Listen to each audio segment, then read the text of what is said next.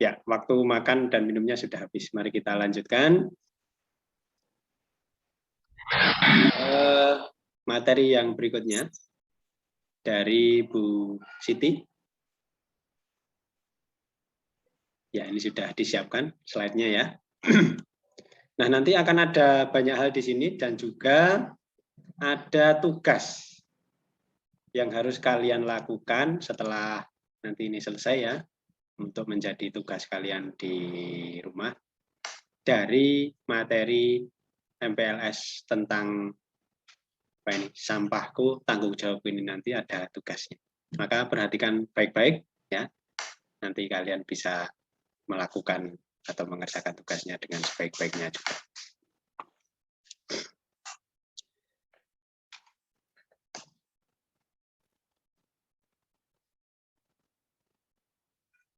Ini pakai PowerPoint ya, Bu Siti ya?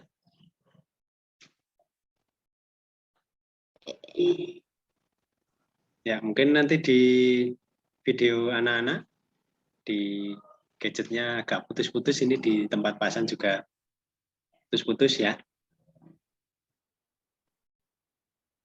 Oke. PowerPoint-nya di full screen saja, Bu. Jangan. Ya.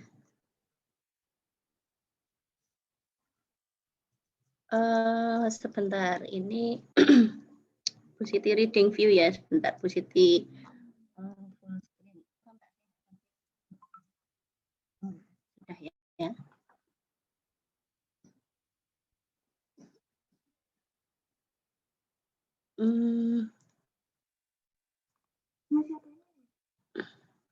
Ada apa ini?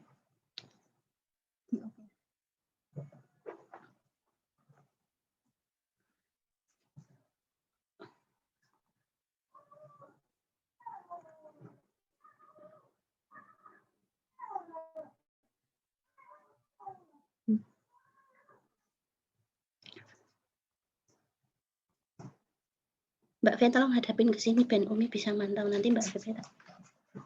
Oke, good. Ya.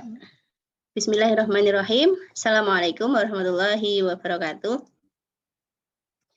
Oke, selamat pagi anak-anak.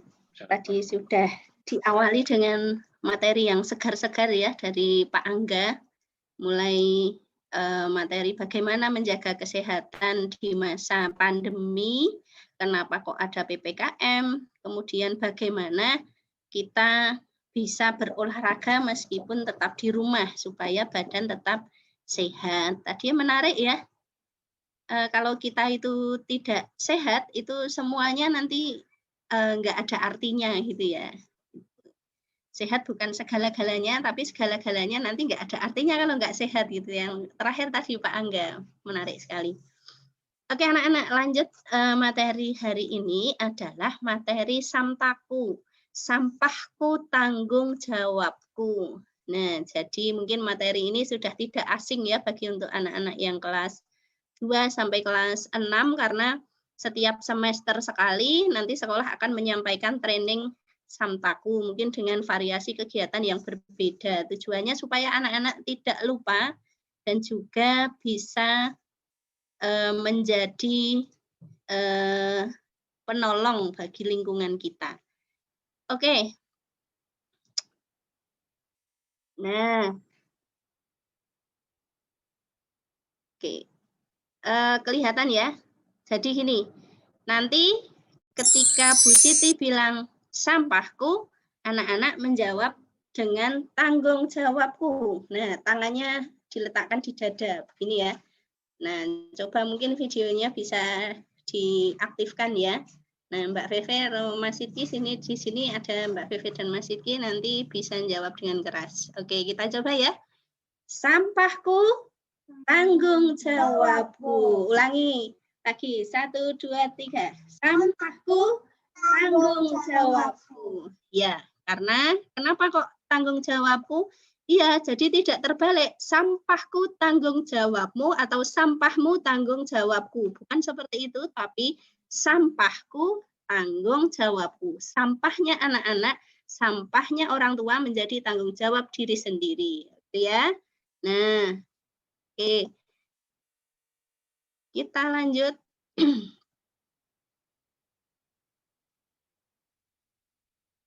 Nah, dari mana sampah itu berasal? Nah, dari mana? Coba Mbak Feve ingat nggak? Sampah itu dari mana?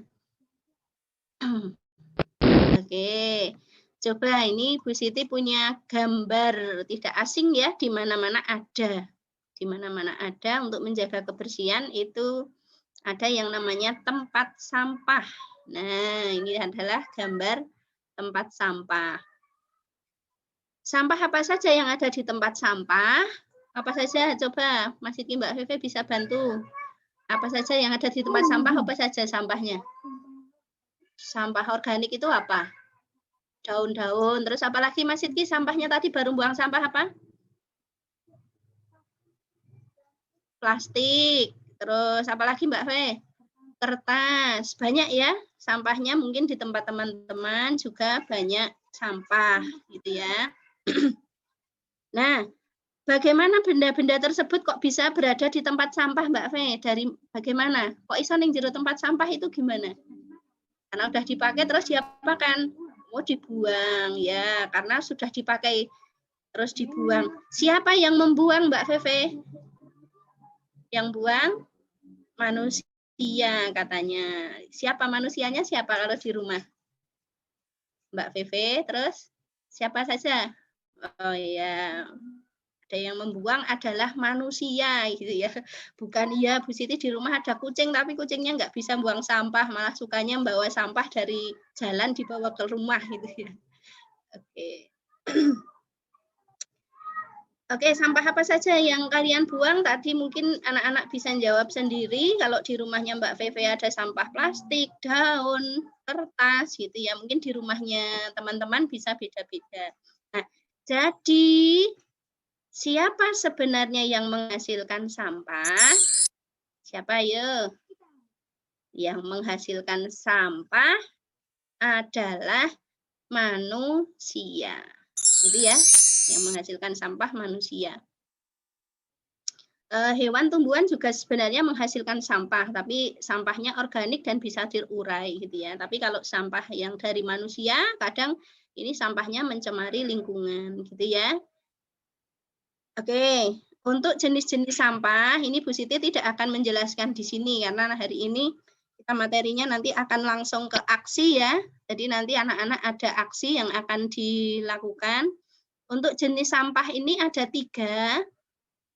Sampah yang mudah terurai, contohnya daun, sisa makanan gitu ya.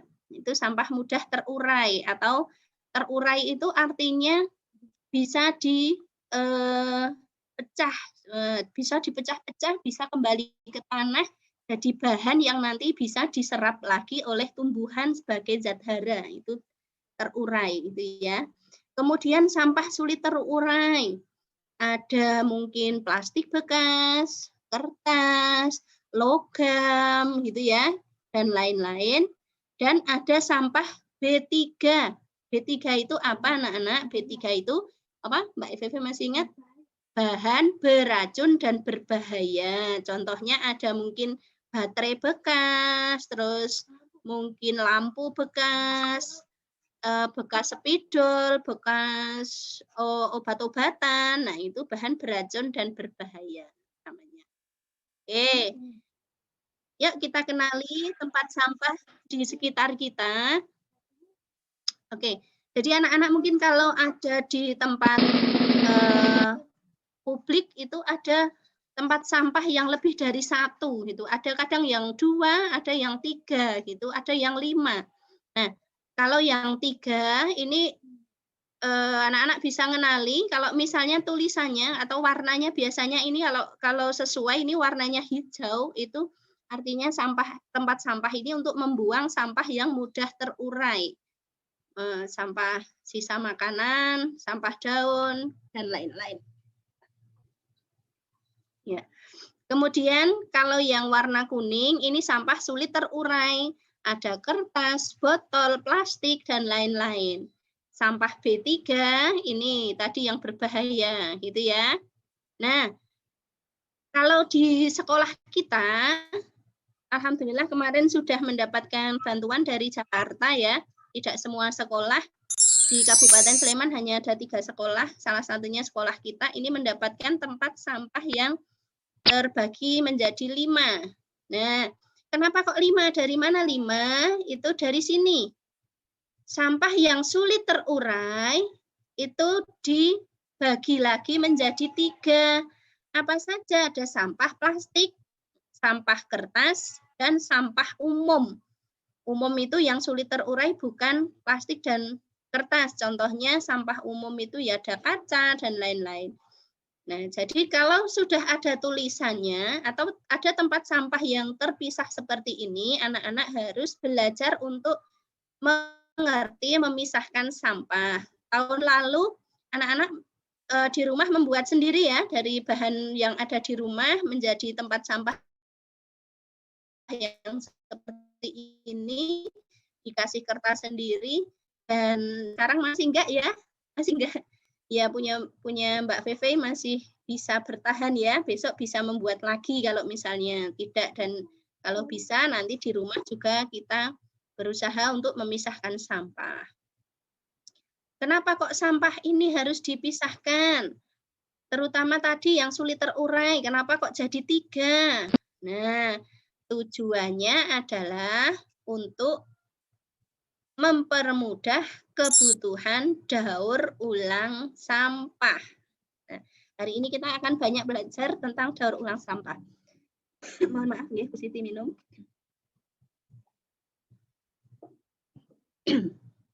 Ya, anak-anak juga boleh sambil minum ya. Tadi Pak Hasan mempersilahkan di depan anak-anak sudah ada snack. Nah, boleh disediakan. Boleh sambil dimakan tapi tetap memperhatikan. Nah, selanjutnya,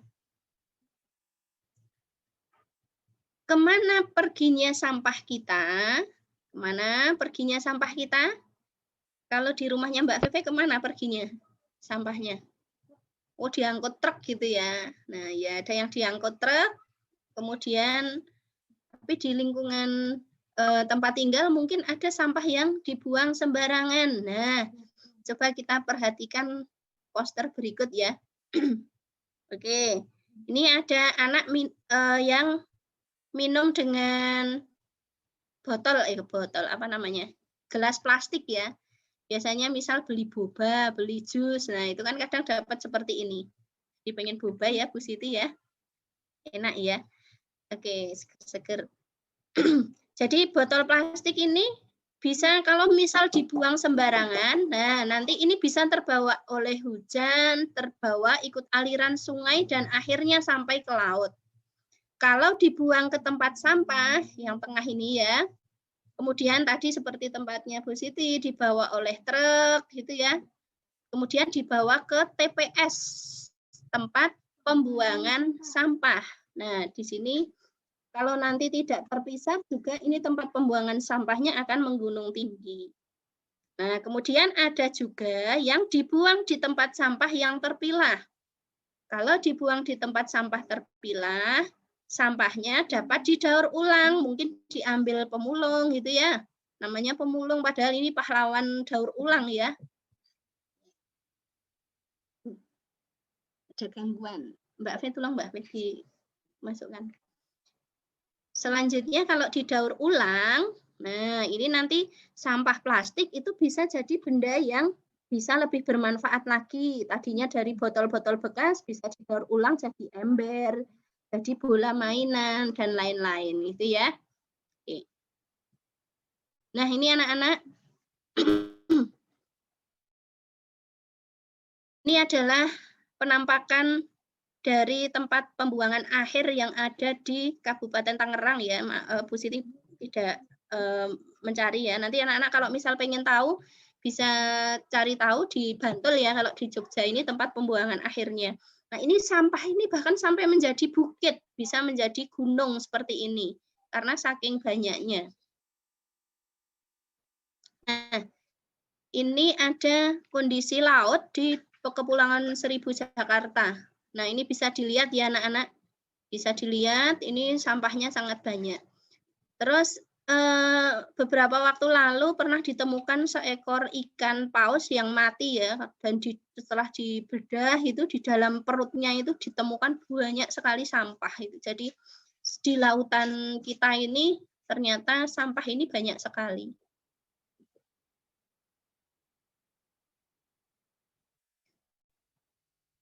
Oke, nah jalan ya anak-anak, ini bukan jalan, ini adalah Sungai Citarum di Jawa Barat.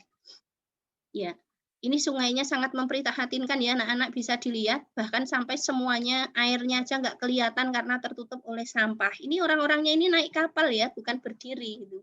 Ini naik kapal dan ini semuanya adalah sampah gitu. Ya, alhamdulillah mungkin kalau sungai di lingkungan kita tidak separah ini ya, tapi kalau kita tidak peduli, itu nanti sungai ini kita yang di dekat teman-teman, mungkin ada sungai Sempor, ada sungai Bedok mungkin ya, yang dekat dengan lingkungan kita, bisa jadi nanti akan seperti ini juga, sangat disayangkan ya. Dan tidak bisa lagi mungkin nanti untuk mancing, untuk mandi di sungai gitu. Bu Siti pernah lihat di sungai Sempor itu yang dekat sekolah itu ada pagi-pagi itu ada orang naik motor bawa kresek besar 2 gitu ya. Bu Siti kira kan Bu Siti jalan gitu ya. Dikira mau ngapain, ternyata kreseknya itu dibuang ke sungai, dilempar ke sungai itu pas di jembatan yang dekat Temon itu. Kemudian orangnya balik lagi. Karena Bu Siti agak jauh ya melihatnya, jadi nggak bisa untuk menegur juga sih, tapi ya sangat sayang sekali kalau seperti itu. Nah, jangan sampai kita menjadi generasi sampah ya anak-anak, jangan sampai generasi penghasil sampah. Kita harus bisa menjadi penyelamat lingkungan. Nah, bagaimana caranya nanti kita belajar di slide selanjutnya. Oke, ada hal yang penting ya. Yang pertama adalah sampah yang kita buang ke tempat sampah itu ternyata tidak hilang atau habis. Ya, tapi ternyata hanya berpindah tempat. Tadi berpindah tempat dari tempat sampah, pindah ke truk, pindah ke tempat pembuangan akhir gitu. Atau mana ya, ke tempat daur ulang. Nah, sampah yang berpindah tempat akan berdampak pada lingkungan, baik itu udaranya jadi bau. Mungkin anak-anak kalau nyimpen sampah di tempat sampah, coba sekali waktu mungkin baui tempat sampah anak-anak, dibuka terus dicium baunya. Wah, ternyata tempat sampah itu bau gitu ya. Jadi membuat udara menjadi tidak segar. Air tadi kelihatan, kalau di sungai ya airnya nggak ada toh sekarang manusia yang seperti zaman Nabi Musa dulu minum dari air sungai kan nggak ada.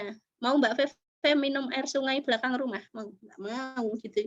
Karena airnya ya walaupun tidak kelihatan tapi merasa airnya tidak bersih. Nah, itu akibat sampah atau limbah. Kemudian juga mencemari tanah dan pastinya akan merugikan makhluk hidup di sekitarnya. Ya. Next. Nah, bagaimana cara mengelola sampah? Oke. Cara mengelola sampah. Coba ya. Bu Siti akan share video, tadi juga pagi sudah Bu Siti share ya, nanti bisa nyanyi bersama.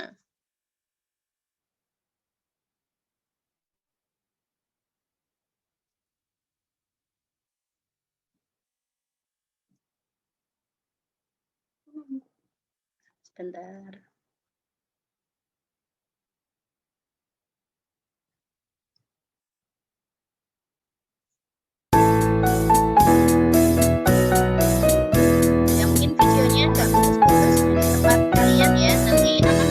Ada 3 cara untuk kelola sampah. Cara yang pertama, kurangi konsumsinya. Cara yang kedua, pakai ulang semua. Cara yang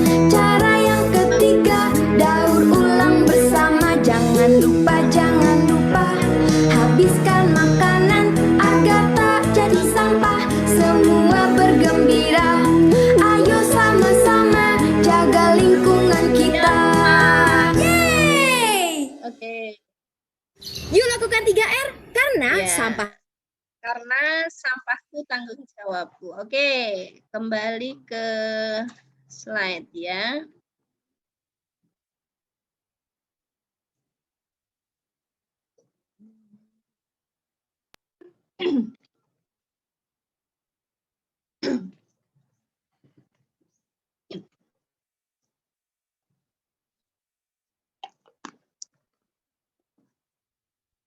Nah, jadi bagaimana tadi cara mengelola sampah?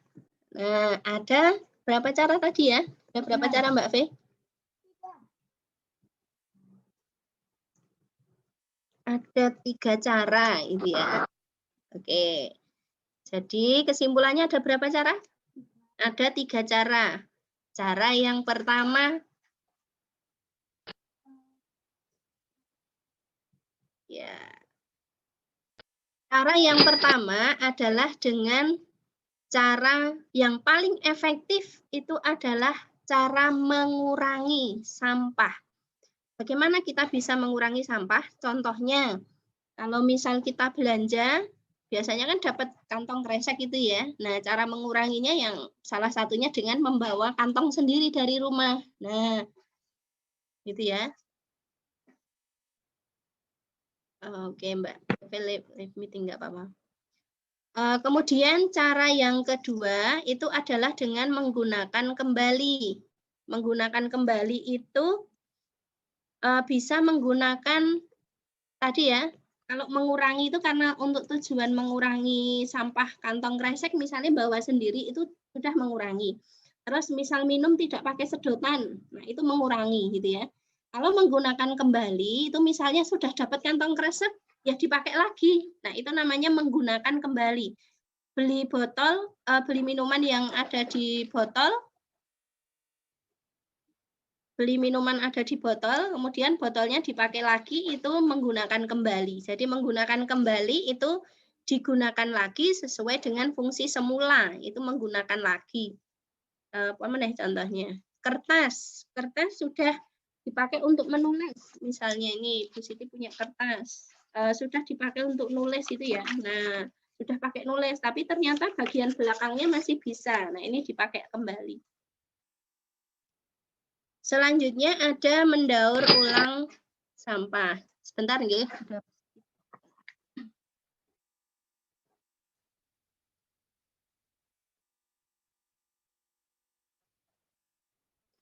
Oke, mendaur ulang sampah atau recycle. Gitu ya. Tadi ada reduce, reuse dan recycle.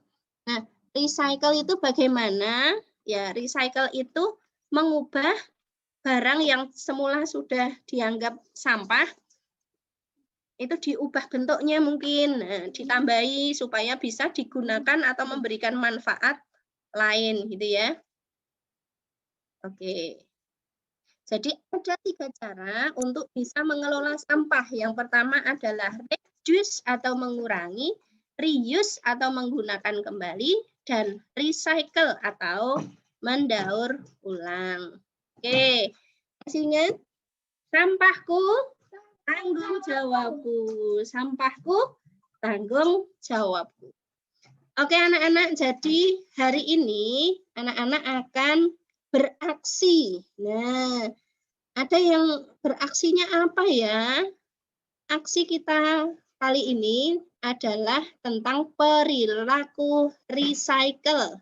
Masih ingat recycle tadi apa? Recycle adalah mendaur ulang, ya. Nah, ini tadi Ibu Siti sudah menjelaskan ya, recycle itu seperti apa. Jadi pada konsep recycle atau daur ulang itu menjadikan barang yang semula itu merupakan sampah menjadi bermanfaat dengan mengubah fungsi awalnya. Nah, ini dengan kata lain mengubah fungsi awalnya. Kalau fungsi awalnya tidak diubah itu namanya reuse. Botol minum kalau digunakan lagi untuk botol minum itu namanya reuse. Botol aqua untuk dibawa ke sekolah ngisi teh atau bawa itu namanya reuse. Tapi kalau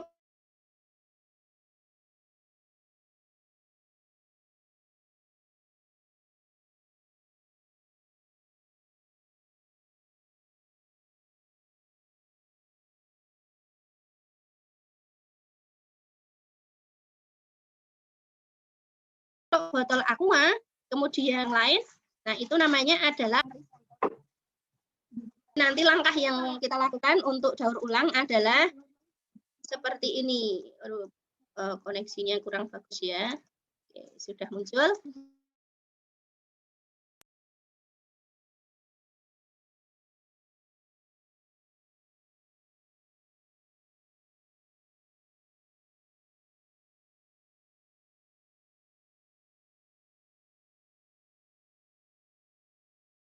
Yang pertama anak-anak bisa mengenal yang berulang. Jadi kenali yang mana. Kemudian dipikirkan, mungkin ini nanti bisa dibantu dengan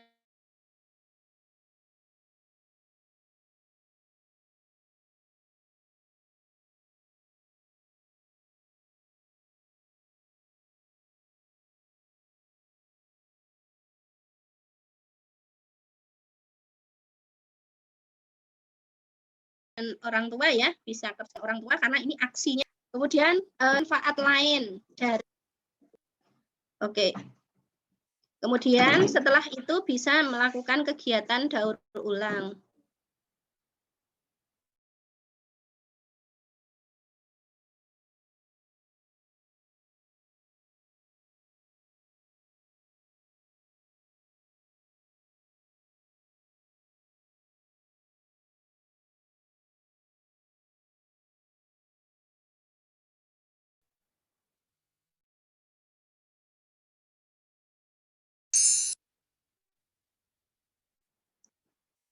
Oke, di tempat anak-anak mungkin kalau ada yang belum muncul, oh ya ini udah mulai muncul.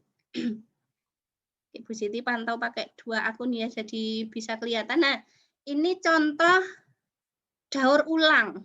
Nah, itu seperti ini. Nah, contoh daur ulang. Yang pertama di pojok atas itu botol bekas yang diubah jadi pot tanaman. Lucu ya? Kemudian mungkin dicat atau mungkin ditempeli kertas, digambari, itu jadi lucu seperti itu. Kemudian yang di sampingnya, ini banyak sekali.